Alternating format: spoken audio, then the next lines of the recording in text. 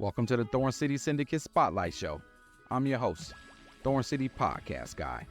This episode is sponsored by Rivermark Community Credit Union. Today, we shine a spotlight on BEC, the Black Economic Collective, an organization dedicated to fostering financial empowerment and development within Portland's Black community. Join us to explore the BEC's origins, its founders, and their impactful programs. Hear firsthand from Terry Wattley and Chris Odom about the hurdles they've overcome, the milestones they've achieved, and their ongoing efforts in financial education, mentorship, and resources.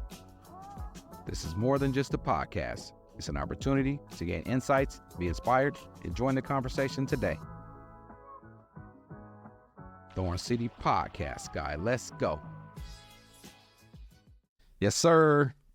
Welcome to the Thorn City Syndicate Spotlight Show, where we network and build connections through interviews and discussions. This episode is brought to you by Rivermark Community Credit Union. I'm your host, the Thorn City Podcast Guy. Make sure you visit thorncitysyndicate.com, subscribe for updates, behind-the-scenes content, and join the conversation today.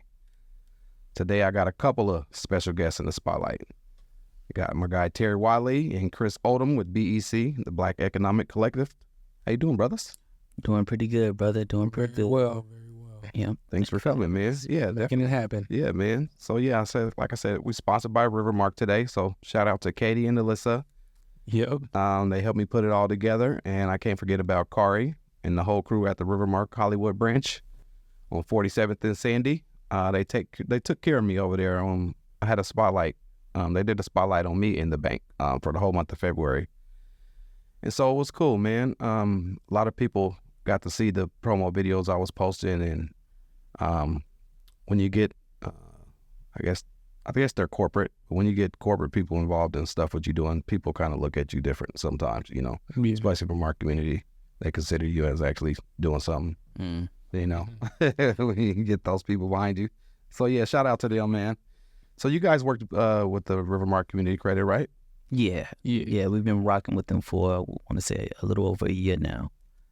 So what do you guys do with them? So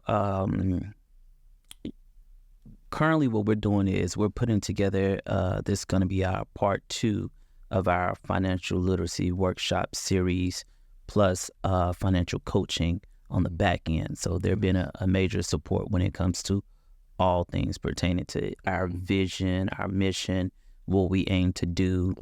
We've had many of conversations with them in person, virtual, and it's been a journey working with them, but ultimately just having them as a kind of like a mentor or a guide when it comes to what we envision economic empowerment being in our community.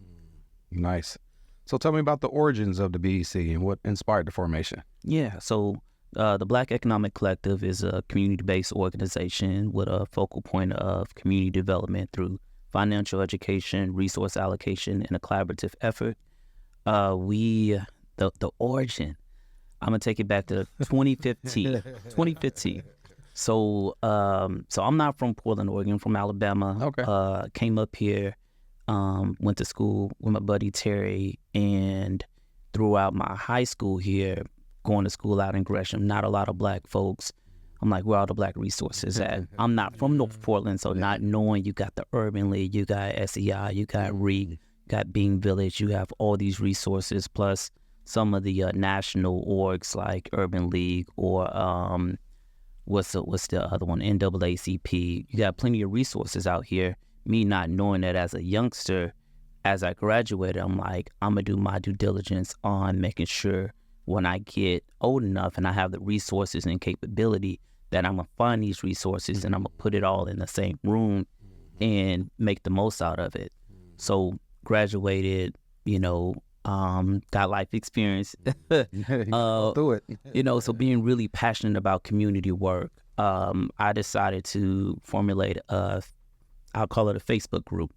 I had a Facebook group called Black Community of Portland. Okay. I had a lot of support from Brother Adrian Wright with Black Portland. He has his own nonprofit now, I believe, but okay. Dope brother. He actually encouraged me. It's like, Black Portland is primarily focused on, this is the Facebook group, focused on spreading awareness about events and marketing major events that's going on. So it's like, all right, well, I want to do something that's more community focused. So started this Facebook group, started having community meetings first Sunday of every single month, even during the Super Bowl. And the logic behind it was we're going to grab every Black resource we could find, put them all in one room, invite community members, and provide a space for that organization to promote whatever resource or opportunity they have available. That was in 2015, utilizing different spaces like the Elks Lodge, the Rosewood Initiative, a lot of free venue space that we were able to tap into, including the public library. And then, it grew, got with some like-minded individuals, 2018, turning into a nonprofit. That nonprofit blew up, did a lot of great things, food boxes, rental assistance, etc. And I want to say in 2022, we got to a place within our organization, Black Community of Portland, where some of the team members wanted to focus more on, say, rental assistance, and some of us wanted to focus more so on home ownership and economic development. So we split, and Black Community of Portland is still in existence, doing great things. Me and Terry decided to start a new organization called Black Economic Collective with a lot of the same philosophies that I started BCP with, Black Community of Portland. So that's community development, collaborating with others, utilizing resources that are already out there, sharing the knowledge that we have with the ideology that, iron sharpens iron. Either we rise together, we fall together. So doing bit by bit, working with smaller entities, building relationships, building, a reputation, and being consistent. So 2022, me and him signed the paperwork, got it going. And since then, we've conducted financial literacy workshop series. We've done a lot of mentoring. And our three main objectives is community outreach, youth enrichment, and economic empowerment. And that's displayed through various programs and activities throughout the year. Nice. That's tight, man. Not enough people out here teaching us, our people in general, the ins and outs of financial, and how to avoid stuff and what to do. And it helps to have brothers like you out here, man, giving back to the community. So can you share any success stories of any individuals or families that's benefited from your program? Most definitely. So like I said, we do a variety of things, a large range of things. I want to say some of the what makes me smile, what fills my heart is the youth enrichment portion of our organization. We've helped multiple youth get their driver's permit, driver's license, help connect them to job opportunities, help them write resumes, help them get into IDA programs, which is individual development accounts where they get a match savings so that they can purchase a vehicle. Right. And that's kind of what we, I would say, is the most impactful resource that we offer is our mentorship. And we're a fairly small organization, but we're making a pretty big splash, especially within our first year, connecting with nonprofits like I'm Hooked, taking kids camping, taking kids boat fishing, and taking kids rafting at the Deschutes, in the Deschutes River. That was last year. And it was a beautiful thing. We got videos of us doing backflips off the inner tube with the youngsters. And, in a few weeks, we're going to be taking them out to the mountain, in collaboration with Snow Days, a Black-led organization that's going to allow us to go out there for free. We're just going out there as chaperones, for our youngsters. So I would say for me, that was probably the most impactful testimony that really sticks with me. Terry, you want to contribute to that? Yeah, man. The youth the youth enrichment program has been great. I've been, I think, that's really a testament of how we're really trying to see the younger generation thrive when it comes to what they're doing with financial wise and, just as an individual, seeing them grow. Yeah, man, this has been quite a journey when it comes to financial our financial education series. There's been a lot of good feedback when it comes to what people want to learn from it, and what they want to when it when it comes to their aspirations or what they want to basically what they want to get out of it. You get out of it what you put into it. So there you go. That's where we really want a Black community that we work with, or the community that we work with in general, to really see the purpose in what we're doing, their financial, just gaining the financial knowledge behind it. So nice. Yeah, that's like you said, you get out what you put in. So that's one of the biggest things I learned since starting this podcast myself is it's a lot of work, and a lot of people don't understand how much work goes into it to do it the right way. So when trying to teach people how to do it, and like we're a service here, so we do a lot of work for people. We do a lot of the work for people. But if they were to do it themselves first, I think they would get a more appreciation for how much work it takes and we put in, So how does one get involved with the BEC programs? So right now we got a financial literacy workshop series starting in April, and it's actually going to be at the Wooden Fish Parent First building out there in Gresham, in collaboration with Ben Andrews, and a few other organizations. So that's going to be every Wednesday throughout the Success in Me Academy that Ben Andrews hosts, and throughout. Shout out to Ben. Yeah, shout out to Ben. Solid dude. Yeah, he is. So a little bit more detail about the financial literacy workshop series. It was inspired by my experience with the African American Alliance for Home Ownership. Okay. When I was in my early 20s, I got connected through one of my community meetings. Actually, I invited this organization to come do a presentation telling the community about what resources was available through the African American Alliance for Home Ownership. They talked about their home buyers class and allowed us to purchase seats within their class for 50% off. So we sponsored some community members to take this class.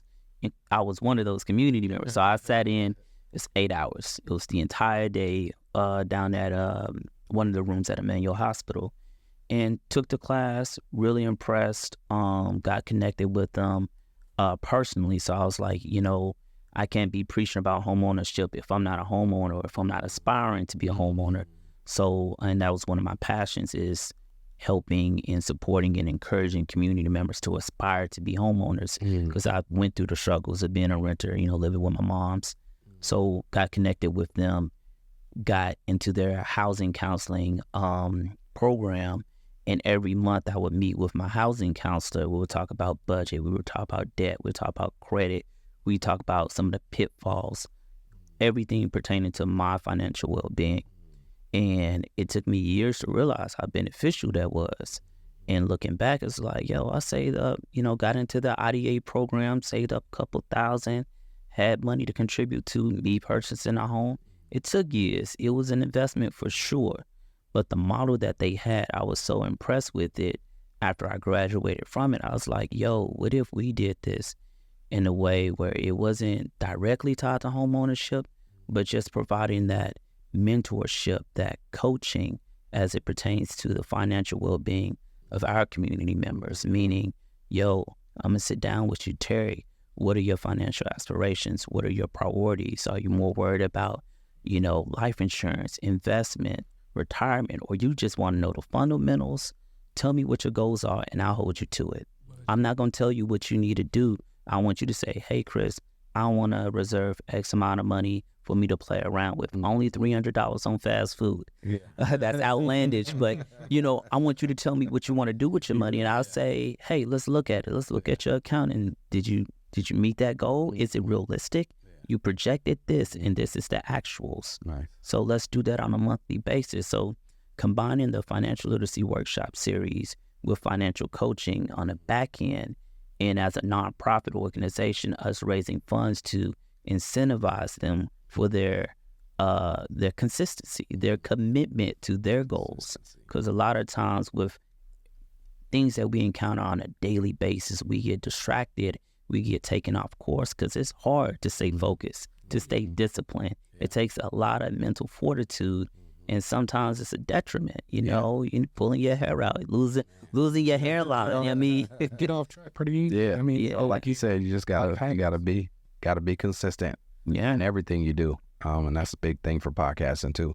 We're gonna take a break here. We're gonna get a sponsorship ad from Rivermark Community Credit Union. When we come back, we'll get more into some of your partnerships and your youth focus initiatives. All right. Introducing a brighter financial future with Rivermark. It's time for a better way of banking with extended hours and accounts that pay. Experience a new level of banking with our top-rated mobile app to manage your money effortlessly. And if you need help, our video tellers are just a call away. We're devoted to our community and have certified coaches to help you on your financial journey. Let's build financial empowerment together. Make the switch to better banking at Rivermark. This syndicate lyricist exists. Don't blink one eye, baby, you just might miss history in the making from the making of this. Third, I guess it's welcome back to these words. So I'ma come well like welcome backwards for sure. Yes, sir. Welcome back to the Spotlight Show. I'm your host, Thorn City Podcast Guy. Got my guys Terry and Chris in the building. Appreciate y'all coming through. So, man, yeah, you guys asked me earlier when we was just rapping in here about how long my podcast has been around and why I started. And like I said, it's all about the power of networking and forming strategic alliances. And I got to start really in management. My company's management, Thorn City Syndicate Management. And I started out by helping out my best friend, who was a hip-hop artist growing up. And he stopped doing music, got caught in the fast life. Ended up being addicted to pills and alcohol, and he was reaching out, man, through music, really. And I wanted some new music from him, so I decided to book some studio time and tell him, man, let's get back in the studio, get you doing some music. I need some Third Twin music. Go by Third Twin. So I paid for some studio time. We did some songs. We traveled. We did some shows. I needed a music video, and somebody introduced me to my guy Jeff Stone in the back there pushing the buttons, making all the magic happen. And we did a video called Honesty, and we entered that video into some film festivals. We got accepted to a few, won a few awards, and traveled to some film festivals. Got first trip to New York to the Hip Hop Film Festival out there. And shortly after the music video, my buddy got clean, man. So he's about 7 years clean now. Engaged to be married. Director of the Healing Hurt People over at POIC. And then COVID hit, and the music stuff stopped. We couldn't do no shows. All the venues closed, and actually my guy got pretty busy with work, so it kind of worked out.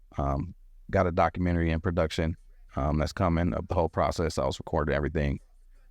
But then my guy hit me up about getting into podcasting. I said, yeah, man, let's do it. He had a roommate, the Health Hero guy. He sells health supplements and health coach. And his business wasn't doing good, man. In the podcast they started, his business has been booming ever since. Beautiful. And so we got into the podcast, found this space. After 3 years of helping people start podcasts, I'm sitting around, how can I help our business? My business, our business. Like, well, probably should start a podcast. They want to. Like I said, I'm behind the scenes. Not a big talker. Everybody's surprised to see me on here talking, especially my family. They're like, man, I've never seen that side of you. So yeah, I'm trying to come out, man. So it's really been good for me. I got the sponsorship from Rivermark. That was a big deal. That was something I haven't been able to do, is show people how to get sponsorships, because it's really about you going out and making connections and establishing relationships, and that's what it comes from.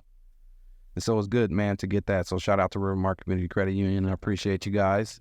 They made the connection here with us brothers. Yeah. So, man, I appreciate it. So, yeah, tell me a little bit about the BEC's Youth Enrichment Program. So within BEC's youth enrichment program, we're like mentors. You know, we do daily things with the youth.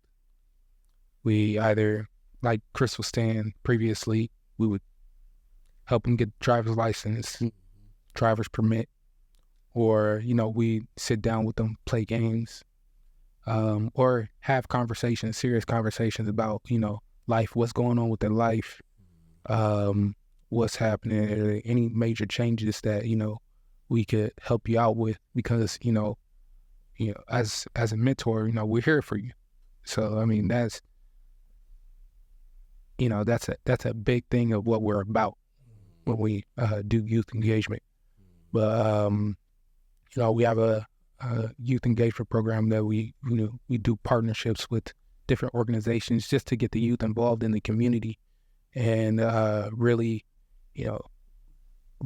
give them an understanding of what it means to give back to the community and, you know, do things within the, you know, where they live. Yeah. So,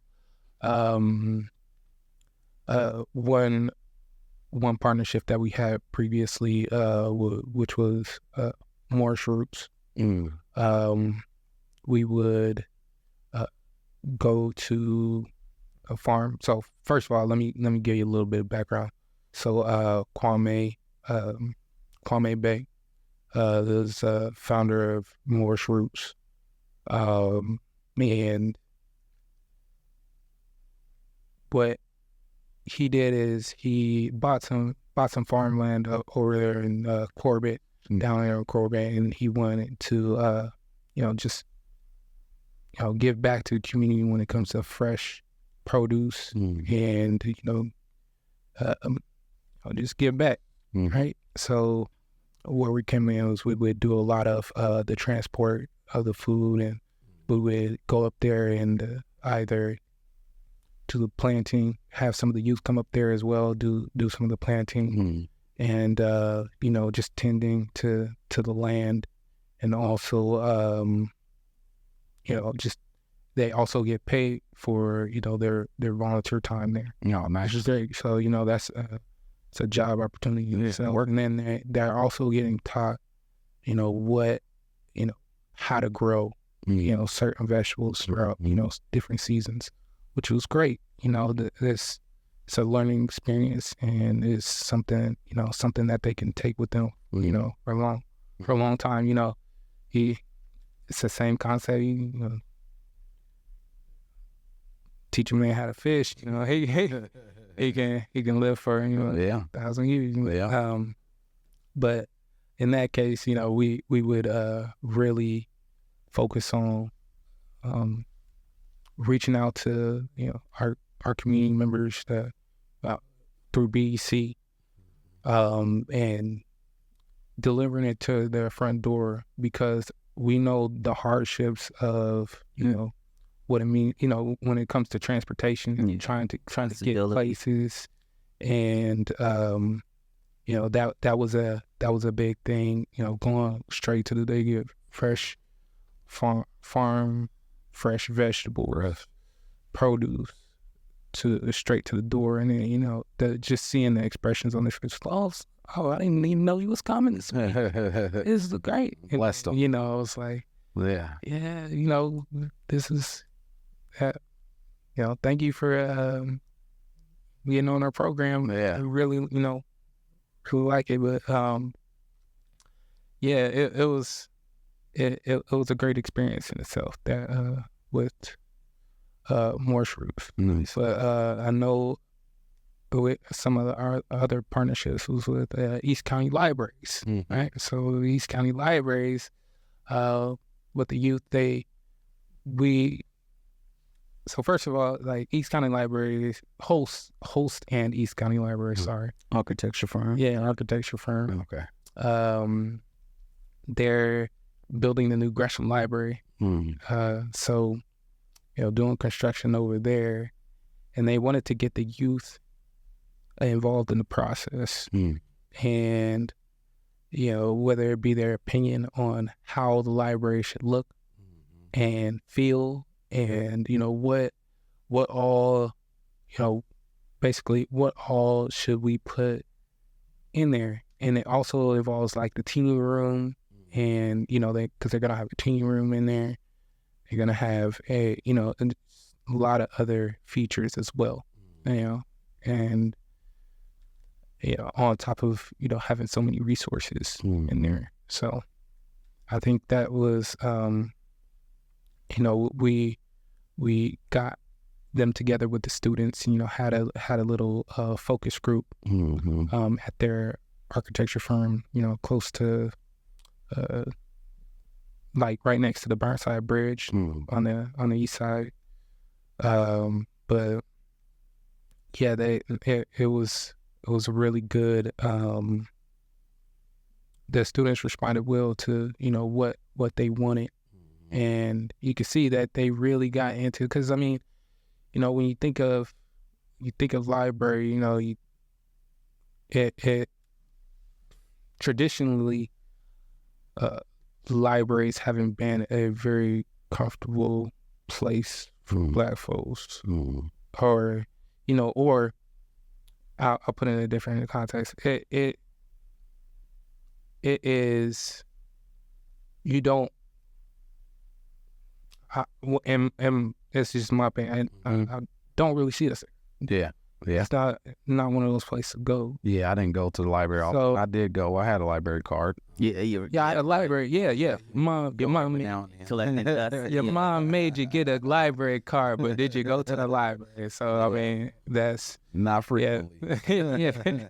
Yeah. So I mean, same with my mom, but and since we want library to be a space to go, and for students to find the resources, for people to be able to find jobs, learn a new, anything like a trade, figure out what their careers are, or just be a spot to hang out, because when you're in a space where you have a lot of resources, those resources are eventually going to come to you. Yeah.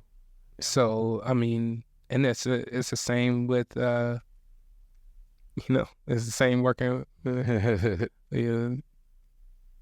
working and doing the things that we do with BEC. We're around so many resources. All we to do is give back to our brothers and sisters, and the youth and everybody that's around us, and make sure that they see these things, because again, go back to my buddy here, you don't know what you don't know. So I mean, we trying to get them in the know. Yeah, there you go. So I teach them.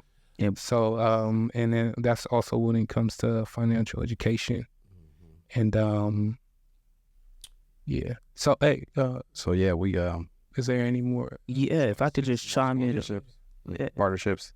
Yeah, well, if I could chime in a little bit about that. So, in a little bit more context as far as our youth engagement last year, like I said, fishing, camping, hiking, connecting them to different opportunities in the outdoors, mentorship, helping them with their license, giving them rides to school, sponsoring them with clothes or shoes. Yeah, and connecting them to internships. This year, we collaborated with the National Society of Black Engineers, NSBE, and we conducted a STEM workshop series over the span of 10 weeks, and then which led into an infrastructure fair that was held at East Portland Community Center, and then exposing them to a Afrofuturism event that was held by the Deltas at the June Key Delta Center.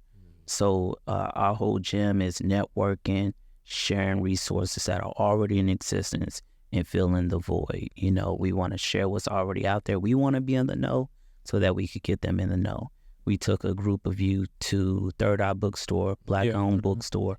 Dope as all get out, had a great experience, gave them about $50 to spend there each, and talked a little bit about economics with Charles Hanna, the owner, and his wife, Michelle.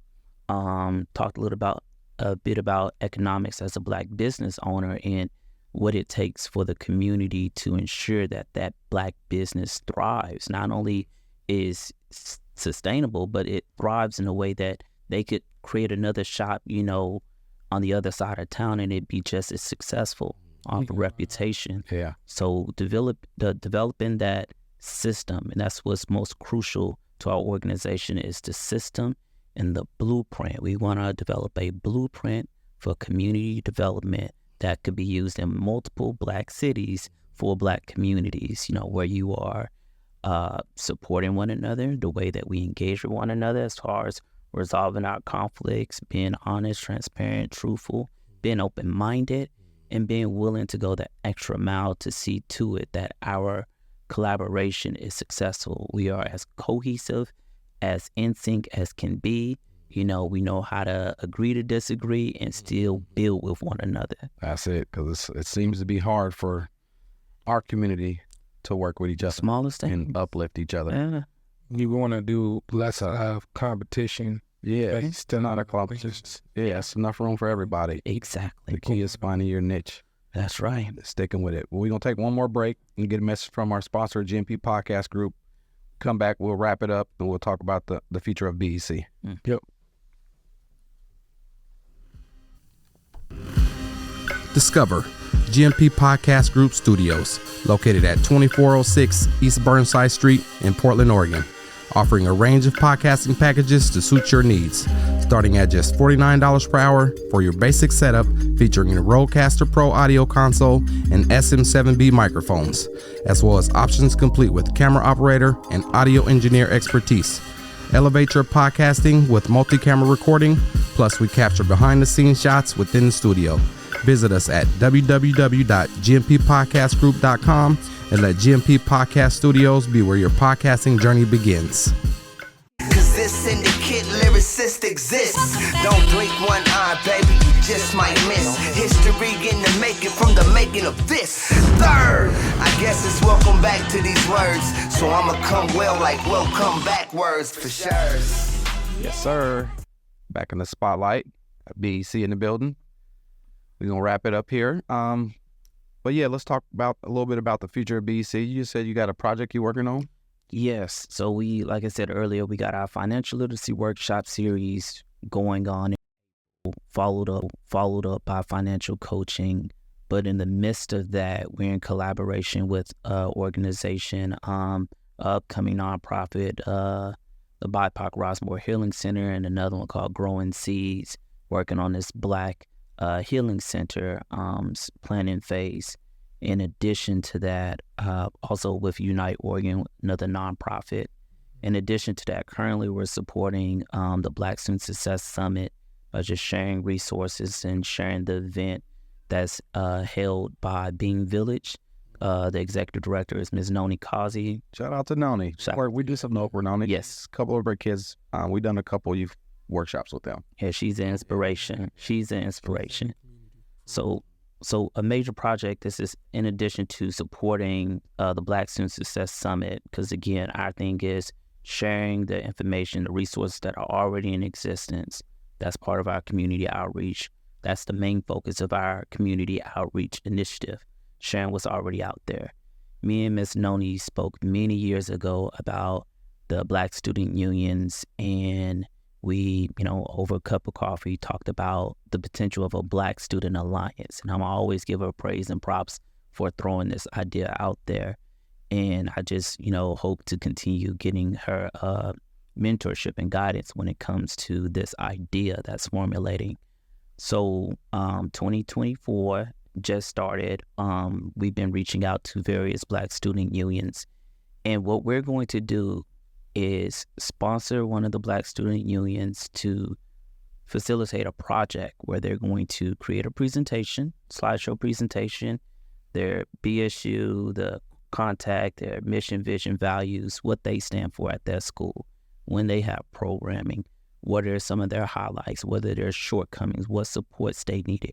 Treat them as if they're an up-and-coming nonprofit organization. We're going to bestow a small, contribution for their work, creating a slideshow presentation, and also connecting with other Black student unions to do the same thing, to consolidate one presentation to where they talk about everything that they are doing, what they aspire to do, and what supports they need from us. Though we are a small nonprofit still, we're in our infancy. We are reserving within our budget to contribute to this nonprofit or this Black Student Union in the hopes of it growing into a Black Student Alliance. So let me give you a visual. Say we sponsor this Black Student Union, David Douglas High School. That's just hypothetical. $1,000, conduct this project, tell us what you need, and also work with other BSUs to identify their needs, their growth areas. Because either all of y'all win or none of y'all win. Have that mentality. So we're going to hook you up with this small contribution. We're going to advocate for you to receive funding to get the things that you need done throughout the year. We want to empower the youth to make their own decisions while putting up the parameters, helping them identify the structures, the options that they have. So if I say, yo, you got 10 Black student unions in your alliance, y'all all agree to conduct business in this manner, meaning, you're not calling each other N-words, B-words, you respect one another, you go out of your way to resolve conflicts, and you're going to get sponsorships from these major nonprofits or businesses. But it's one pot of money. So if I donate $5,000 to David Douglas BSU, yeah, they receive the funds, but that goes to the pot. Meaning if your BSU ain't got nothing, U.S. Centennial High School and y'all ain't got nothing, we gonna hook y'all up. Either we all win or none of us win. And we want to help build this model to where, all right, you got the SEIs, you got REAP, you got BEAM, you have plenty of successful Black organizations, including POYC, and a whole list of other ones. I guarantee that if they knew what BSUs needed, they would go out of their way to raise money for them. So we want to help them advocate for themselves, put systems and structures in place so that people will know that they're serious, they will take them serious, and they have a business mind to where, we are a group, we are an organization, we have the power to control our destiny. That self-determination is what we want to empower them with, that ideology. So throughout this year, we're going to be developing the framework in collaboration with some of the adults that supporting BSU at the local high schools. And we're going to be, early next year, hoping to sponsor them with another, lump sum, maybe $5,000 to continue the work. But we, again, want them to have somewhat of a, dare I say, socialist mentality where it's not David Douglas has $5,000. No, the Black Student Alliance has $5,000. And either we all win or none of us win. So we're going to split the pie. If we're able to raise this money by reaching out to XYZ, we're going to share the recipe with you. Hey, have y'all tried reaching out to Key Bank, Rivermark, Clackamas County Bank?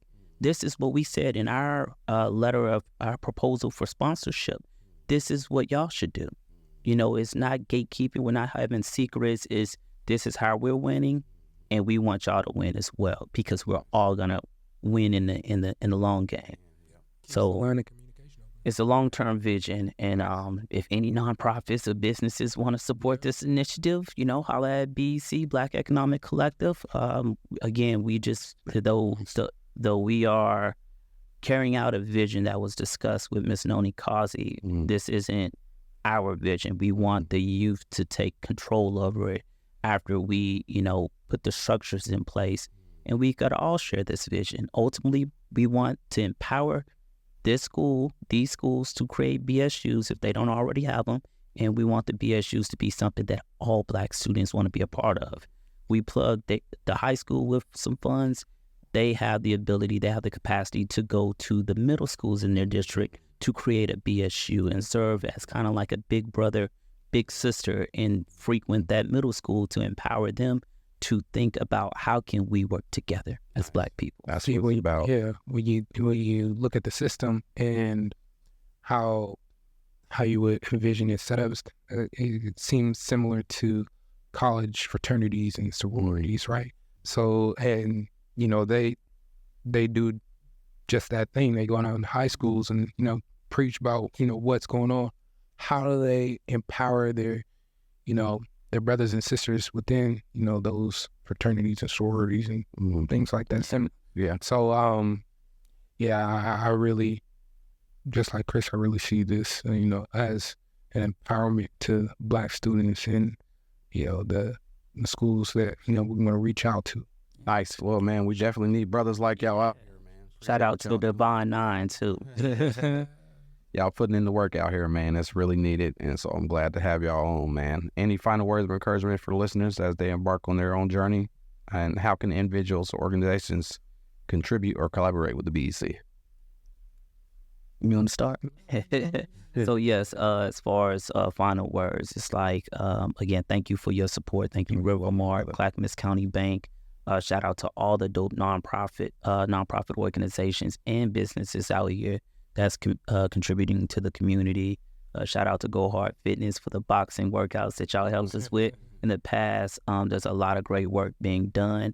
I would say if you're not able to support our organization based on your region where you live at, support one of the dope Black organizations or businesses, promote them online, frequent their business, volunteer if you can. As far as the Black Economic Collective, again, though we are in our infancy, we are more than willing to take on volunteers of, all backgrounds, all expertise, all wisdom. We can learn from everyone and anyone, including the youth, especially the youth.